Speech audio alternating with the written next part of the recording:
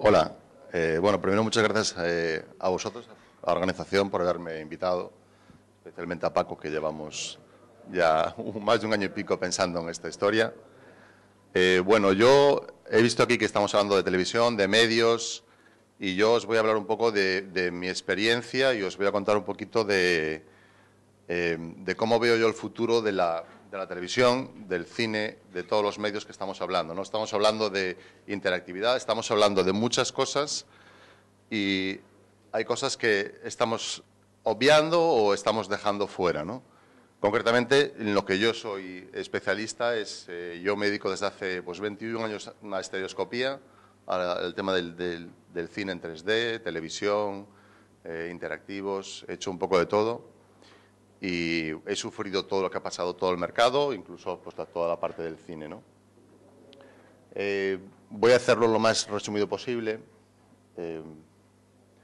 Las gafas las podéis usar en las... Voy a hacer una primera parte, un resumen un poquito de cómo veo yo el estado de la situación y después os voy a poner algo para abriros un poquito la mente y la boca con respecto a lo que se puede hacer en 3D que probablemente no sepáis. Lo que sabéis es que el 3D en el cine cuesta €1 más y más de la mitad de las veces sales diciendo que me devuelvan mi euro. Bien, eso es... Os voy a explicar por qué pasa eso, pero os voy a decir que no hay que desencantarse, ¿no?, con el tema de la estereoscopía ni en el cine, ni en la televisión, ni en los iPads, ni en los ordenadores, ¿no? Lo primero que me viene a la cabeza es explicaros por qué en 3D y qué en 3D, ¿no? ¿Por qué tenemos dos ojos? Pues lo primero que se te ocurre es, dice, bueno, pues si me falla uno tengo el otro. No, o sea, el motivo no es ese. El motivo es que los ojos hacen una función y tener dos tiene un sentido. ¿Por qué ciertos animales y seres vivos tienen los ojos a los lados? Porque habitualmente pues eran presas y necesitaban un rango de visión mucho más amplio que nosotros para ver por dónde venían. Los depredadores, como nosotros o como un guepardo, necesitan una visión mucho más precisa. Entonces necesitan tener una localización especial de las presas y de las acciones mucho más concreta y mucho más fácil de poder llegar y poder atrapar una presa, ¿no? En ese sentido, por eso tenemos la visión nosotros frontal. Unos 65 milímetros de separación y, bueno, pues en el ser humano, no en todos, porque la realidad es que hay un 3% de la población que no aprecia la estereoscopía por problemas visuales, por problemas, este pobre señor Martin Feldman, el pequeño Frankenstein, pues tiene los ojos uno mirando para aquí, otro mirando para Cuenca. Entonces, evidentemente, él no va a tener una visión, una fusión cerebral, con lo cual no va a tener la estereoscopía, ¿no? Pero yo os diría que si salís de aquí en coche, en moto, en bicicleta y probáis a taparos un ojo, veréis lo difícil que es convivir con una visión monoscópica y que puedes hacerlo. De hecho, la percepción visual está basada en varios key concepts, en varios digamos, pistas oculares. Una de ellas es la estereoscopía que nos brinda tener los dos ojos, pero hay muchas otras pistas que con un ojo podemos verlas. Pero os aseguro que os tapéis un ojo y hacéis muchas operaciones y es muy difícil salir airoso con ellas, ¿no? De todas maneras, la vida, como digo, transcurre en 3D y creo que los medios audiovisuales, cuando salvemos ciertos problemas, deberían funcionar en 3D. Y os diría por qué el 3D no ha funcionado, porque realmente hemos visto que desde que la última revolución en el año 2013 que empezó, parece que cada vez el 3D vamos a menos, ¿no? De hecho, a nivel de branding y de marcas, pues ahora lo que está de moda es el 4K y el 3D se ha quedado un poquito fuera, ¿no? Desde luego el 3D no es nuevo, desde 1900 y pico ya había cosas en 3D, anaglifos, y me remonto a mucho antes. El 3D se habían dado cuenta los científicos y los pensadores que existía la estereoscopía, ¿no? Pero en la parte nuestra de imagen, cine y fotografía, pues la realidad es que el 3D triunfó no porque fuera técnicamente mejor, que sí lo es, que visualmente fuera mejor, que sí lo es. La realidad fue el vil dinero, es la realidad. O sea, lo que motivó a que el 3D funcionase en los años 50 fue una crisis de afluencia a los cines y se buscó un nuevo método para sacarlo adelante. ¿Qué ocurrió con el cine? Pues ocurrió que tecnológicamente no estaba maduro para asumir la tecnología y las necesidades de la estereoscopía. Con lo cual, al cabo de 4 años de marearse la gente en el cine, pues el cine evidentemente se murió. y se acabó la gallina de los huevos de oro, ¿no? En los años 70 y 80, lo mismo, tiburón 3D. Yo todavía era muy pequeñito, pero me acuerdo que salía la gente con esas gafas horribles que os he dado a vosotros, pues iba a ver el tiburón 3D. Ocurrió lo mismo, inmadurez tecnológica, no salimos adelante y nos volvimos a hundir. Siguiente paso, año 2003, Polar Express.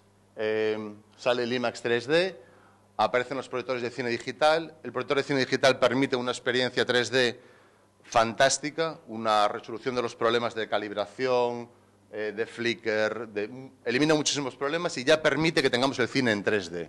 Sin embargo, fallamos por otro lado, en la parte de la producción. La producción en 3D tiene limitaciones, y tiene muchas limitaciones. Y el desconocimiento de las limitaciones, para televisión, para cine, para todo lo que tú quieras, ese desconocimiento hace que ese producto que tú tienes de audiovisual de consumo no funcione bien, o que no funcione en diferentes medios. A lo mejor funciona bien en televisión y funciona fatal en una tablet. Entonces, bueno, lo que ocurrió es lo de siempre, el dinero, Hollywood, van todos corriendo, hay que hacer producción en 3D, hay que hacer producción en 3D. La primera película en España, la primera película en Italia, la primera película no sé dónde, y al final lo que hicieron fue, pues, matar, teóricamente, a la gallina de los huevos de oro. Íbamos a salvar el cine con el 3D y al final, bueno, pues se arrancó, funcionó muy bien, funcionó Avatar, funcionó Gravity, funcionó no sé qué, pero al final la gente se cansó de ir a ver al cine y pagar por realmente contenidos muy malos. De hecho, yo soy de los que me dedico al 3D y no voy al cine 3D porque no me da la gana de pagar €1 para ver lo que probablemente no me guste, ¿no? Joder, llegaron las Olimpiadas, yo orgulloso, yo he estado en las Olimpiadas supervisando el 3D allí. Joder, lo que he visto allí fue el terror. Pero bueno, era las primeras Olimpiadas en 3 dimensiones, qué maravilla. Pero, ¿qué ocurre con el 3D? Que no todos los contenidos son buenos y se les puede sacar partido en 3D. O cuando viene un productor y te dice, hay que sacarle 3D al fútbol. Y es una cámara que está a 50 metros del campo. Y a 50 metros del campo, un señor que está en una grada, ahí no se aprecia nada de 3D. Pero el productor dice, yo quiero que la televisión vean 3D.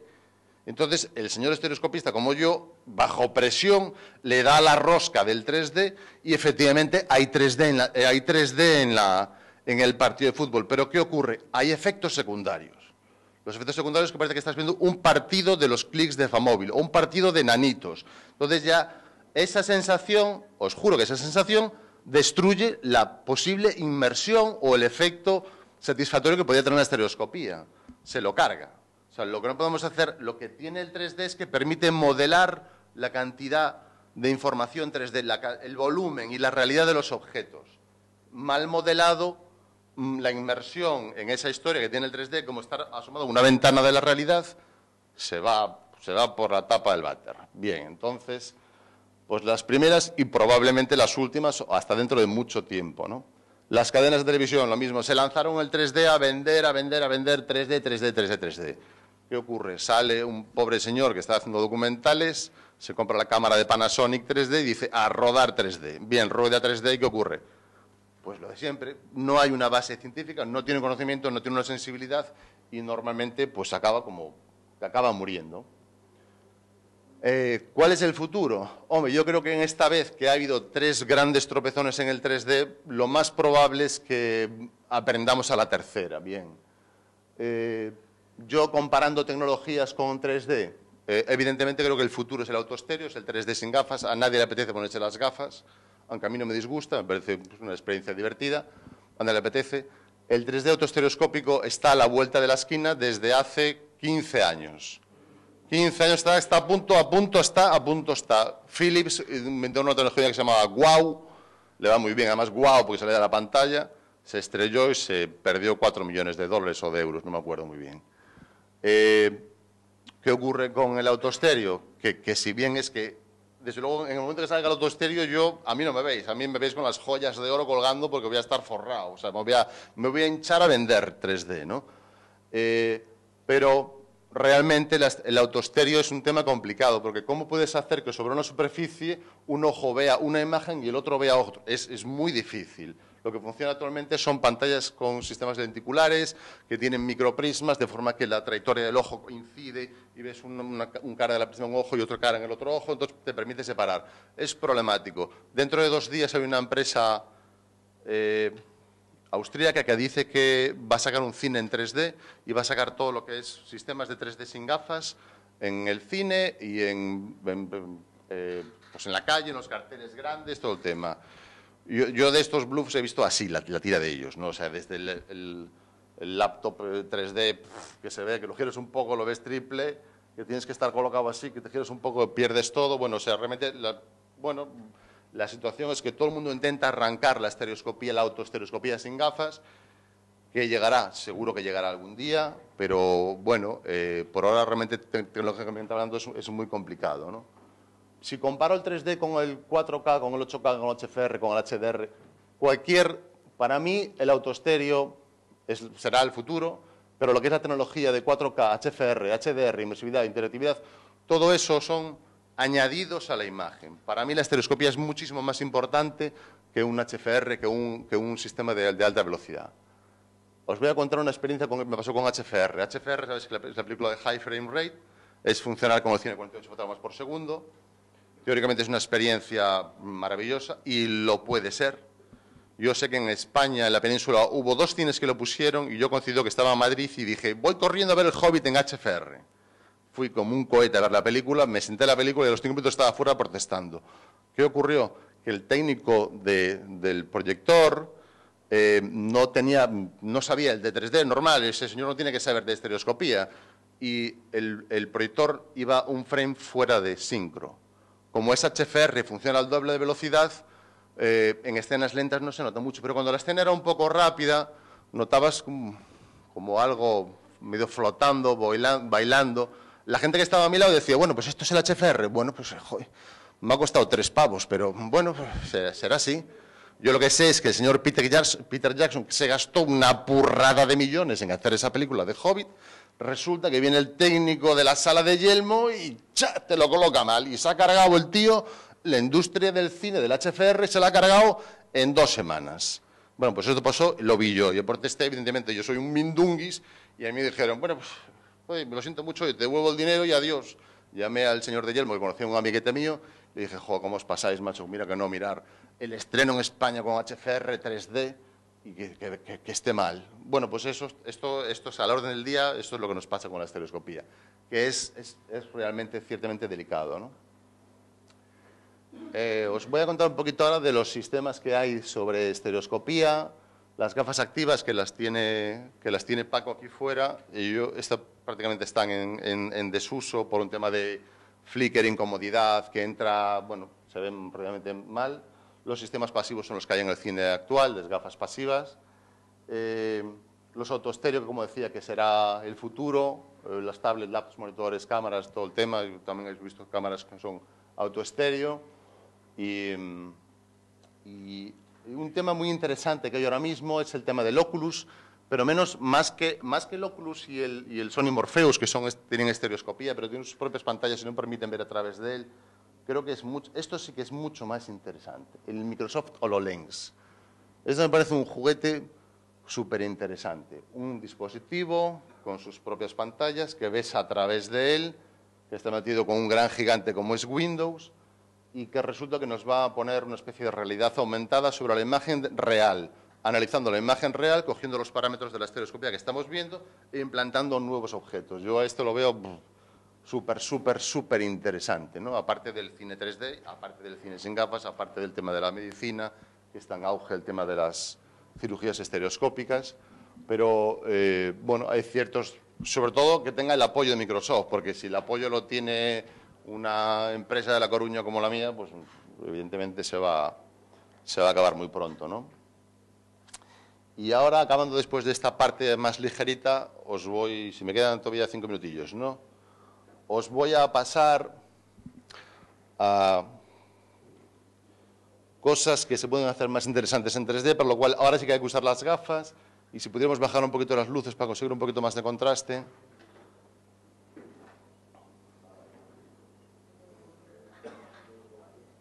Estas gafas esta tecnología es muy antigua, tiene más de 130 años, cansa un poquito la vista, o sea, recomiendo cuando veáis una diapositiva, si sigo echando el rollo, os quitáis las gafas y os lo ponéis en la siguiente, porque puede resultar un poquito cansino, sobre todo ese de luz, ¿no? Entonces, bueno, os voy a contar un poquito primero cómo vemos y qué cosas podemos hacer estereoscópicamente hablando que puedan ser aplicadas a cualquier medio, a televisión, a cine, a tablets, a lo que quieras, Netflix, lo que queráis, ¿no? Vale, entonces, lo que es fundamental saber para cualquier persona que haga contenidos en estéreo es que es algo tan sencillo como que a nuestro cerebro llegan dos imágenes, la izquierda y la derecha. Esas son reales, imágenes izquierda e imagen derecha.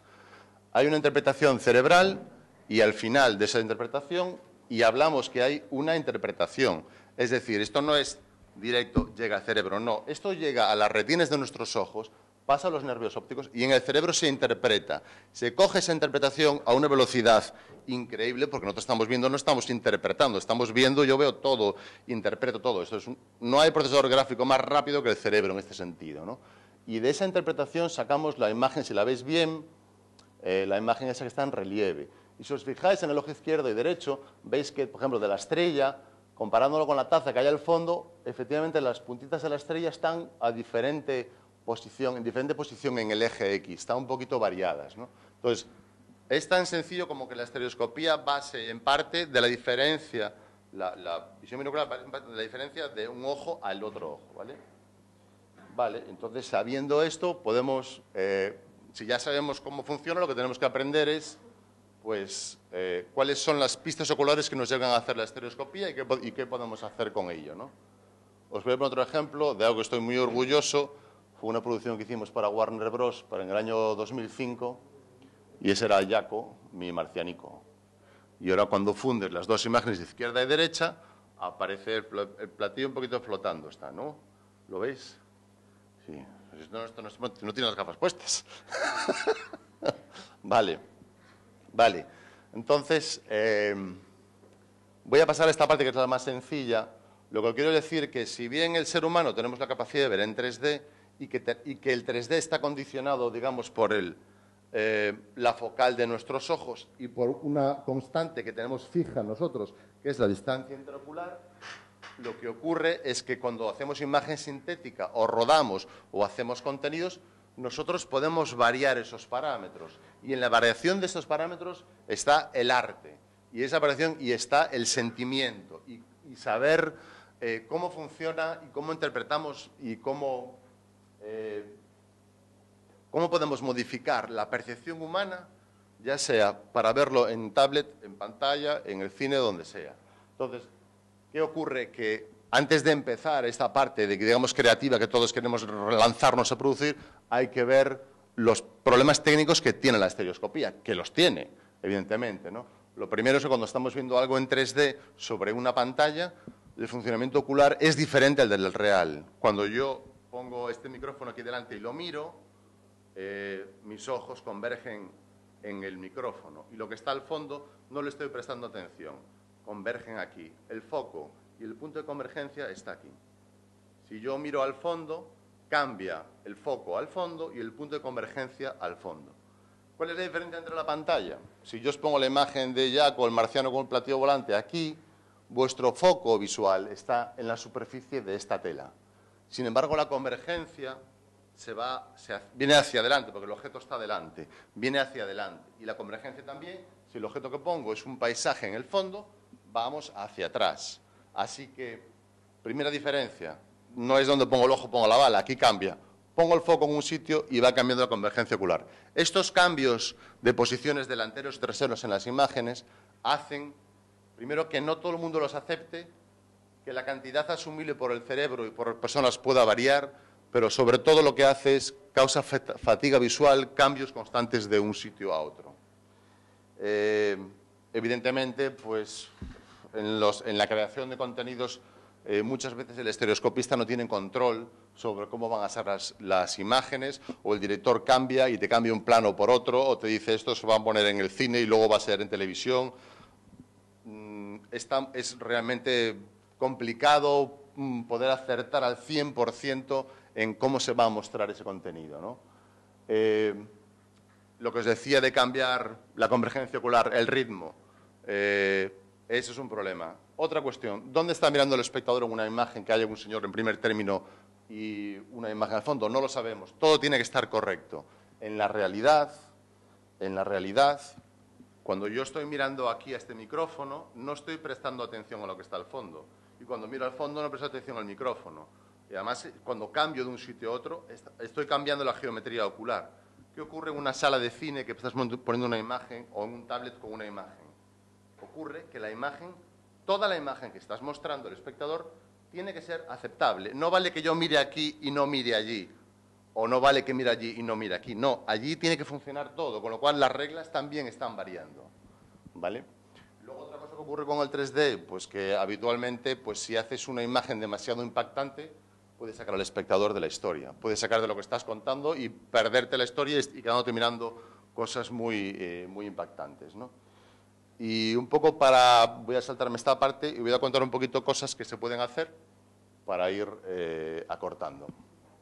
Bueno, esto sí que es una cosa cierta, es evidente que las animaciones en imagen real o generadas por ordenador, o bueno, que todo tipo de contenidos en ese sentido tienen las mismas reglas. Lo que ocurre que evidentemente es más fácil hacer imagen por ordenador que hacer imagen rodada. La imagen rodada pues necesita equipamientos, ¿no? Os voy a enseñar mejor, ¿vale?, cómo imágenes vistas como la interpretación de la realidad que podemos tener, variando la geometría de las cámaras, podemos hacer que un objeto sea un objeto muy pequeño, pueda parecernos real, y un objeto muy grande puede parecernos ficticio. O sea, es lo que os decía, que la diferencia entre el ser humano y la captación artificial de estereoscopía nos permite modelar la realidad. Nos permite, yo puedo enseñar una catedral y que parezca un juguetito así de chiquitín. Entonces, bueno, todas esas variaciones... A ver, un segundo. Vale. Aquí hay varias diapos que voy cambiando la interacción de las cámaras, la separación. Entonces vais viendo que tienen más y menos realidad las imágenes. ¿De acuerdo? Entonces, esto que es realmente una maqueta de un cortometraje de stop motion, aquí lo veis claramente.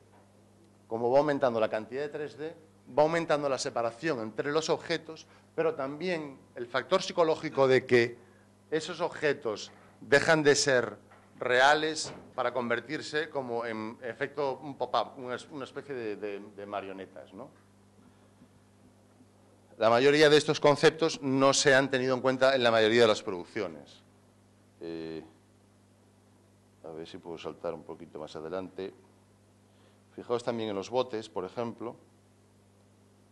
Puedo hacer que la redondez del bote, de algo conocido, que conocemos que es redondo, puedo ir variándolo y haciendo que cada vez sean más reales. De forma que estamos en una producción y queremos resaltar que una señora coja un bote de veneno y yo puedo hacer que ese bote de veneno sea muy real o sea un bote de veneno muy, muy mentiroso. Aquí, a mí mismo me he quitado unos años y me aplico un efecto de hacerme de completamente plano a hacerme 3D. Toda esta aplicación de estas técnicas sobre los objetos pues nos permite una libertad creativa, bueno, fuera de lo normal, ¿no? Vale, a ver si me queda un poquito más. Esto es muy largo. Luego otra cuestión también que es, yo creo que interesante, a nivel de contenidos, a nivel de percepción, es que las integraciones de los objetos de ese elefantico que está ahí, que lo voy a coger en la mano, lo voy a lanzar. Uy, el sonido fuera de sincro. Ahí está. El elefante que tengo en la mano es como el que estoy metido ahí dentro. Entonces, lo que yo puedo hacer es que puedo trucar cosas y, aparte de trucar las cosas, como que lo vemos en todas las películas, en todas las producciones, aparte de trucarlas, puedo hacer que las sintamos como real. O sea, ya no solo que una persona con cierto tamaño comparado con un elefantito, el elefantito lo veas muy pequeño, no. Podemos hacer que todo sea a una misma escala, ¿no?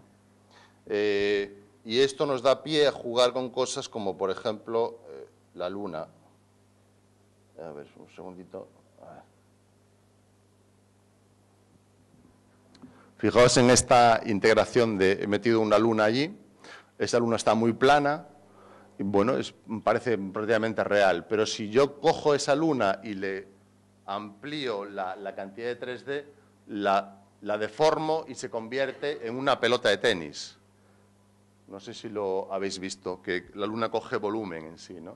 Entonces, bueno, lo que decía que a nivel creativo, a nivel de contenidos, la riqueza de la estereoscopía es fundamental. Y es igual que la Torre de Hércules de La Coruña. ¡Ay, La Coruña, qué bonito es! La Torre de Hércules, si yo hago unas fotografías con una separación interaxial muy grande, lo que voy a conseguir es que mi demostración de la Torre de Hércules sea muy bonita, muy efectiva, pero muy poco realista. Vale. Luego, pues esto se llama hiperestéreo. ¿Para qué sirve esto? En el lenguaje de uso de la estereoscopía, bueno, imaginaos, por ejemplo, que estamos en una producción, una película donde está King Kong subido al Empire State. La separación de los ojos de King Kong no es la nuestra, él tiene una separación de 1,5 metros. Yo tengo que hacer una vista perspectiva desde su punto de vista, lo que tengo que hacer es separar los ojos, porque él vería el mundo con otra situación. Si ponemos una vista de un ratón, el interaxial de un ratón pues son 2 milímetros. Eso en el cine normal no hay forma de expresarlo. En el cine estereoscópico sí lo podemos hacer. O sea, estamos viendo que hay un nuevo lenguaje que aporta ciertos matices a la imagen y que nos permiten enseñar mucho más de lo que podemos ver con el cine convencional. Lo que quiero decir es que lo que nos permite es la estereoscopía acercarnos mucho más a la realidad. Y no estoy diciendo que la estereoscopía sea idóneo para todo. ¿Por qué? Porque desgraciadamente, como decía al principio de estas diapositivas, hay muchísimas cosas que estereoscópicamente hablando o son complejas de hacer o no tienen demasiado sentido o que chocan evidentemente con los intereses de productores y chocan con intereses de directores también, ¿no? Entonces, bueno, voy a acabar ya porque se me acaba el tiempo, pero podría seguir contando cosas sobre el tema de estereoscopía. Os voy a enseñar a mi amigo Torrenti. A ver. Bueno, estos son casos realmente más aplicados no sé si tengo la animación aquí. No la tengo. Bueno, estas son técnicas para incluso reforzar la estereoscopía en producciones. Como os decía, este depth cube, esta pista ocular de la rueda fuera del marco de la imagen, pues ¿qué es lo que nos hace? Pues es una pista que en 2D también la vemos, pero combinada con la pista de estereoscopía binocular del 3D, si la aumentamos, pues gana mucho más, ¿no?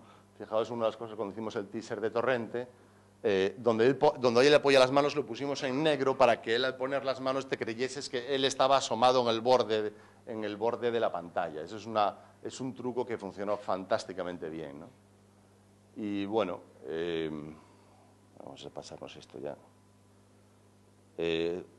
Cosas que habréis visto en algún sitio, pues algo como esto que ven aquí, son otros trucos que se utilizan en el tema de estereoscopía, pues el lanzar un gorro, lanzar objetos. Esto en parte también destruyó un poquito la estereoscopía, ¿no? Esta parte la vamos a dejar, que realmente va un poco más aplicada a la parte de producción de contenidos, porque, bueno, digamos que hay en la fotografía de la estereoscopía hay un montón de zonas, digamos, que no se exploran en la fotografía 2D, que hay muchas cosas que en 2D no se tienen en cuenta y en 3D sí. Me refiero a la luz, rivalidad retiniana, no sé, cosas tan sencillas como imaginaos que estamos rodando un contenido y en el cual pues tenemos un charco en el suelo. En 2D grabamos el charco y nos olvidamos de lo que hay. En 3D grabamos el charco y lo que se refleja dentro del agua del charco, que puede ser el cielo o una casa, eso también cuenta cuenta a nivel estereoscópico, ¿no? Entonces, a niveles de las primeras películas que hubo de animación de Disney, me acuerdo que había un camión, creo que era la del perro. Iba un perrito corriendo detrás de un camión y se reflejaba todo lo que había detrás en el camión, que era un camión metálico, y cuando veías el camión metálico dentro, cuando mirabas en el camión decías, jo, vale, sí se ve reflejado, pero aquí falta algo. Lo que faltaba es que el reflejo no lo habían puesto en 3D, no era estereoscópico. Y habitualmente nosotros estamos acostumbrados a mirarnos en un espejo y conservar la profundidad de lo que está dentro, ¿no? Entonces, bueno, pues hay muchos factores. Luego, por ejemplo, hay cosas que en 2D no se ve y en 3D sí. Aquí hay un 3D en el suelo, si te lo pongo en 2D es imposible ver. Factores como rivalidad retiniana, cuando entra en un ojo un haz de luz que no entra en el otro, eso en la realidad pasa constantemente en nuestras vidas, pero cuando lo ponemos en una imagen es muy incómodo de ver. Aquí tenemos ejemplos. Aquí hay unos defectos de imágenes que son reales, captados reales, perfectamente con la geometría correcta, pero que cuando lo estamos presentes viendo esto está bien, pero cuando estamos viéndolo con gafas no está bien. Es decir, hay ciertas normas que cambian y ciertas cosas que vas aprendiendo, incluso la mayoría de estas cosas las vas aprendiendo con la propia experiencia, ¿no? Y bueno, yo creo que eso es todo. Cosas curiosas como uno está al derecho, otro está al revés y funcionan. Las dos posibilidades son correctas. Fijaos que os cuesta pasar de una imagen a otro. A ver, aquí os cuesta más por las gafas, pero si no cuesta bastante, ¿no? Y yo creo que no voy a dar más la lata. Este fue mi primer rig de grabación en 3D. Era un sistema portátil que al final pesó solo 90 kilos, pero bueno, fue así un poco.